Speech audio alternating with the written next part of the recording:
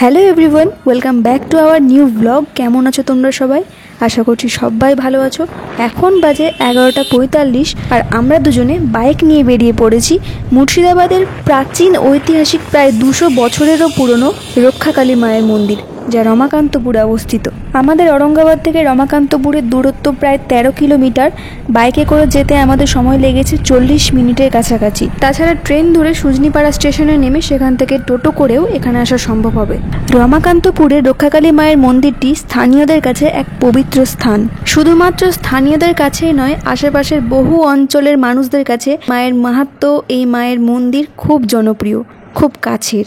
যেহেতু মায়ের মন্দির আমাদের ঔরঙ্গাবাদ থেকে অনেকটাই দূরে, তাই যখন তখন ইচ্ছে হলে মায়ের কাছে আসা সম্ভব হয় না। তাই আজকে হঠাৎ করেই আমরা মায়ের দর্শনে বেরিয়ে পড়ি।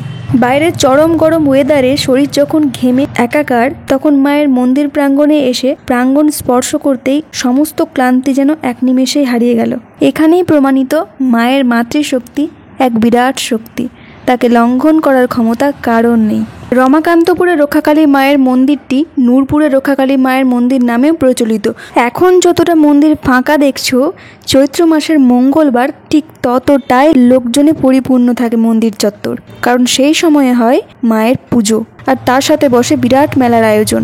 আগামীকাল অর্থাৎ 2025 সালের এপ্রিলের 1 তারিখ এবং বাংলার চৈত্র মাসের তৃতীয় মঙ্গলবার অর্থাৎ কালকেই রয়েছে মায়ের পুজো আর তার সাথে সাথে মেলা। 200 বছরেরও পুরনো এই কথাটি বললে খানিকটা ভুলই হবে, কারণ মন্দিরটি কত বছরের পুরনো তার আন্দাজ কেউই করতে পারবে না। তার কারণ বর্তমানে যেরকম ঝাঁ চকচকে মন্দিরটি দেখছো, আগে তা মোটেও ছিল না। প্রথমে মায়ের পুজো করা হতো, লোকমুখে শোনা যায় চালাঘর নামিয়ে। শোনা যায় এই মন্দিরটি প্রতিষ্ঠা করেছিলেন মেদিনীপুরের নায়েব ভবকালী দত্ত, এবং তারও বহু প্রাচীন আগে থেকেই কিন্তু এই মন্দিরে পুজো হয়ে আসছে চালাঘর নামিয়ে। এখান থেকেই বোঝা যাচ্ছে মন্দিরটি ঠিক কত দিনের পুরনো হতে পারে। চলো মেলার একটুখানি ভিউ তোমাদের সঙ্গে শেয়ার করা যাক, তাহলে বুঝতে পারবে মায়ের এখানে কি মাহাত্ম্য।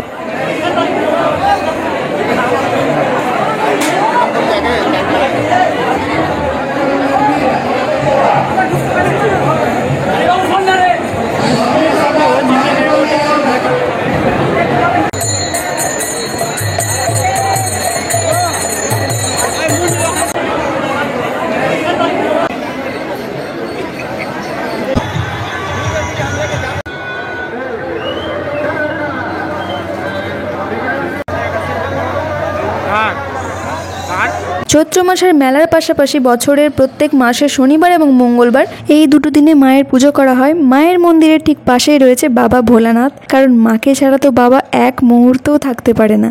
পুজোর পাশাপাশি মায়ের এখানে পাঁঠা বলি পড়ে প্রচুর সংখ্যায়। শোনা যায় বিগত 8-10 বছর আগে মোটামুটি 1500-1700 কাছাকাছি এখানে পাঁঠা বলি পড়তো, যা এখন বর্তমানে অনেক সংখ্যায় কম এসেছে, সবই মায়ের ইচ্ছেতেই। মন্দির চত্বর ঘিরে রয়েছে সুবিশাল প্রকাণ্ড এক বট গাছ, আর ঠিক মন্দিরের তার মাঝখানে অবস্থিত। দেখে মনে হচ্ছে যেন তার বুক দিয়ে আগলে রেখেছে এই মন্দিরটিকে, আর সত্যি তাই। এই বট গাছের জন্যই পুরো মন্দির জুড়ে রয়েছে একটা মিষ্টি আবহাওয়া, শান্ত, শীতল, স্নিগ্ধ, যেখানে বসে দুদণ্ড জিরিয়ে নেওয়া যাবে। আমরাও ঠিক তাই করেছি। বেশ খানিকক্ষণ এখানে বসে একটু আরাম করে পুরোটা ঘুরে দেখছিলাম। বাইরে যতটা দেখতে পাচ্ছ, পুরো জায়গা জুড়ে এখানে বসে মেলা। কেমন লাগলো আজকে ভিডিওটা কমেন্টে অবশ্যই জানিও, আর কমেন্টে জয় মা রক্ষাকালী লিখতে কিন্তু একদম ভুলবে না। চলো দেখা হবে নতুন কোনো ব্লগে, নতুন কোনো বিষয় নিয়ে, নতুন কোনো জায়গায়। আজকের মতো এখানেই, টাটা।